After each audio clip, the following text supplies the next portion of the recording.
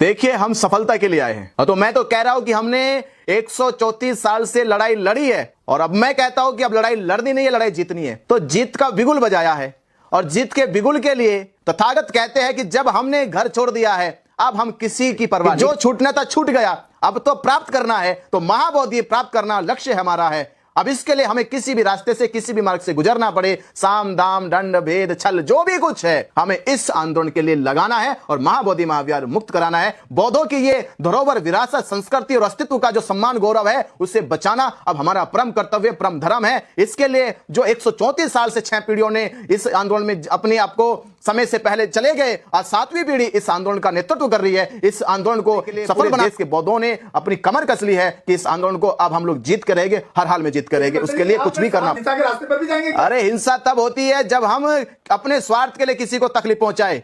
ये हक अधिकार की लड़ाई है और संविधान में सेल्फ डिफेंस की बात है। तो सेल्फ डिफेंस की जब बात होती है वो हिंसा नहीं मानी जाती, वो रक्षा मानी जाती है। तो रक्षा करने के हेतु अगर हमारे ऊपर कोई आक्रमक हो जाए तो हम समाज में ये कहे कि सेल्फ डिफेंस है, ये कोई हिंसा नहीं है, ये कोई अत्याचार नहीं, जुल्म नहीं है, ये सुरक्षा है। सुरक्षा कवच के लिए हमें तैयार रहना चाहिए, क्योंकि बाबा साहब अम्बेडकर जी कहते हैं जब तक जुल्म सहती है उस पर जुल्म किया जाता है और जब वो जुल्म करने वाले का विरोध करती है तो वो अपना दुम दबा के भाग जाता है। ये बाबा साहब अम्बेडकर जी का हमें आदेश है। साहब कांशीराम ने भी कहा कि जब मध्य प्रदेश के ठाकुरों ने, ब्राह्मणों ने कहा कि उनको चुनाव नहीं लड़ने देंगे तो वो साहब कांशीराम फूल सिंह बरैया से कह रहे थे, अरे भाई अपने लोगों से जाके को कि बैलेट के साथ साथ बुलेट भी रख के चलियो, तभी हम लोग जीत पाएंगे। तो हमारे महापुरुषों ने खुले मंचों से कहा है कि ये कौम बाबा साहब अम्बेडकर जी की तैयार की गई कौम है, वो कौम नहीं है जिसको तुमने सदियों से धर्म के नाम पे, जाति के नाम पे सताया। ये संविधान की बनाई गई कौम है, ये इंसाफ करना भी जानती है और जो आदमी शोषित है वो शोषित, शोषण करने वाले का विरोध करना भी जानता है।